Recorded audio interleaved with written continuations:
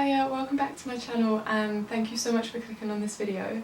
This kind of topic actually came from someone's comment on one of my last videos. They asked if I could do a video about what I want in life after having an eating disorder and kind of an idea about the future, and I thought that was a really interesting subject, as a lot of people with eating disorders or people who know people with eating disorders know that it really does kind of consume and encompass their entire life and all the choices that they make daily because of it. So yeah, thank you Pink Flamingo for suggesting that. This is kind of my take on what your comment was, and I hope that this is interesting and maybe helpful. I'm going to go through different themes and topics and that I think are relevant, things that have changed, things that have stayed the same, and yeah, just how my mindset now and what I think about the future. But I wanted to start off with something that is really present now, something that I'm going through now, and that is bone and cartilage health. So I'm just going to kind of try and sum that up quite quickly first before I talk about what's going on in me. So if you've had anorexia for a certain amount of time, you can do some bone damage, and that is dependent on the extent of the anorexia, the period of time and that kind of thing, so it's all very subjective to you. Like, worst case scenario, you can get osteoporosis after having anorexia. People can fracture, dislocate, break bones like cheekbones just really easily. So my recovery was last summer, and since then I've had like bumps and scrapes and stuff, and my bones have been like fine, which is amazing, and I'm very lucky for that. Possibly because I didn't have kind of the visibly physical state of anorexia for a long enough amount of time for it to cause that amount of damage. But something that I have noticed, sorry if you can hear hoovering by the way, is a lot of clicking and kind of tightness in my sternum and the ribs joined to that. So I've found a tightness and I've been stretching like that and kind of clicking it, and it's just like, it's felt amazing obviously after I've been clicking it. But so knowing that you can have bone damage after anorexia, I didn't really think about cartilage at this point, but I'll get onto that in a sec. So I emailed my nutritionist and she said to book in for a DEXA scan with my GP, which is basically a bone density scan so they can see the health of your bones. So I've booked that in, and also my GP also suggested that I have a blood test to check vitamin D levels, and he was asking me like questions about like my period and stuff, and that has to do with bone health and that, and he was like, everything seems okay, but we're going to do it anyway, which is really good. While I was kind of researching this kind of clickiness, and bless him, my dad printed off like a flipping document about something that we found called costochondritis, and that is specifically for this part of the body. There's something here that says, so vitamin deficiencies caused cracks in my cartilage leading to chest pain. Like, if you wanted to research it, there's loads of things about food to avoid, food that helps, and exercises that could be strenuous on your chest. Like, obviously I'm still kind of working that out as I go, but if you've had anorexia or you know someone who's had it and they're having kind of joint problems instead of just bone problems in general, it maybe look into the cartilage thing. Could be relevant to damage that's been caused, but could be cartilage instead of bone damage.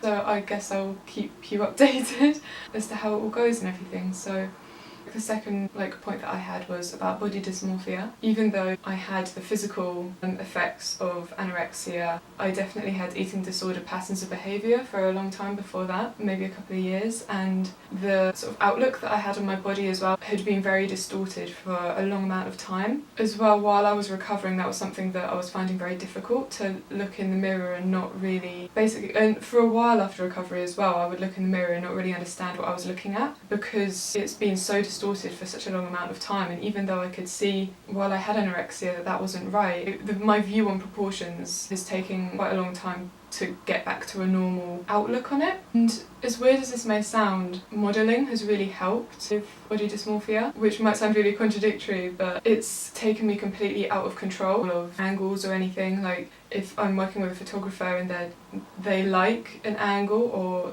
the way I look in a certain picture, and they choose to use that picture and edit that picture, that means that they like it and there's something good about that picture that I might not have necessarily seen before, if that makes sense. Obviously through Instagram and selfies and stuff, you're so in control of being able to put out what you want, and different lighting, different angles. I used to stick to a lot of the same. Since modelling, sometimes I get back pictures and I don't really recognise myself because it's so completely the opposite of what I would usually upload or think looks good or something like that. And it's kind of helped me kind of accept and love different ways of seeing myself. which is really good, and it's not something that I was expecting. It helps me see myself through the light of other people, and I find that really interesting. And seeing each photographer's kind of choices that they make with photographing me and that kind of thing, and I find it really fascinating and kind of freeing as well in a way. Just knowing what I'm looking at in the mirror has been something that's taken a long time to kind of get over, getting used to reversing that and just kind of loving every view of yourself. Something that I think I would say is almost completely back to a normal mindset, which is really good. There are times when I can see a hint of having eating disorder state of mind come back in, but I'm aware of it. And I think just being aware of it is kind of the first step to being able to move on from it, because that way you can acknowledge the fact that it's kind of fractured the way that you're looking at yourself. I think self-love and self-acceptance has been something that's really improved for me for the last few months, which has been really good, and it's really helped confidence and stuff. And portion sizes and calories. Portion sizes when I was anorexic was the main control thing that I had. Calories not so much, but there was a certain amount of time, I think it was just a few months, where it really was a massive part of my choices with food. When I say portion sizes, what I mean is what I was eating wasn't really a problem because I was addicted to sugar. The kind of control that I was having was decreasing and decreasing portion sizes. I hated big portions of food and it would really freak me out. Calories as well, I used to, by the end of it, I was counting calories, not kind of an overall day summary of it, but I would look at the food, count the calories, see how much of it I wanted to eat, that kind of thing. The calories, I just don't even look at that anymore. Like weighing myself, I just avoid numbers completely. I'm not even comprehending it anymore, which is really good, and I think that maybe because it was only for such an intense but small amount of time, maybe that's why it's been a little bit easier to kind of move on from. Obviously, like if I look at a certain type of food and think, oh, that probably has a lot of calories in it, sometimes that comes back. Like if I want to eat an ice cream or a pudding, then I would definitely have one, trust me. Being aware that something has a lot of calories in is something that comes back sometimes, but if it's making me not want to eat it, that maybe I just eat a bit of it. Just not letting those thoughts kind of extinguish any possibility of you eating something. So maybe just try a bit, and that way you've conquered a little bit more, you know? The perspective of portion sizes as well, in a kind of body dysmorphic sort of relation. This is probably the biggest kind of mental overcome that I haven't quite conquered yet. Being able to comprehend portions and what is a healthy portion, what is too much, what is not enough. Cooking for myself and stuff, sometimes I'm a bit like, is this what someone else would do? Like, is this a regular portion? Like, I'm not really sure. It's kind of gone so, it's fuzzed with my brain so much. That's something that I'm still working on. When I was at uni and I would make pasta, like I'd say to my housemate, I'd be like, is this like the right amount of pasta? Like, is this too much pasta? Is this not enough pasta? That kind of thing. So it's just kind of still getting used to that.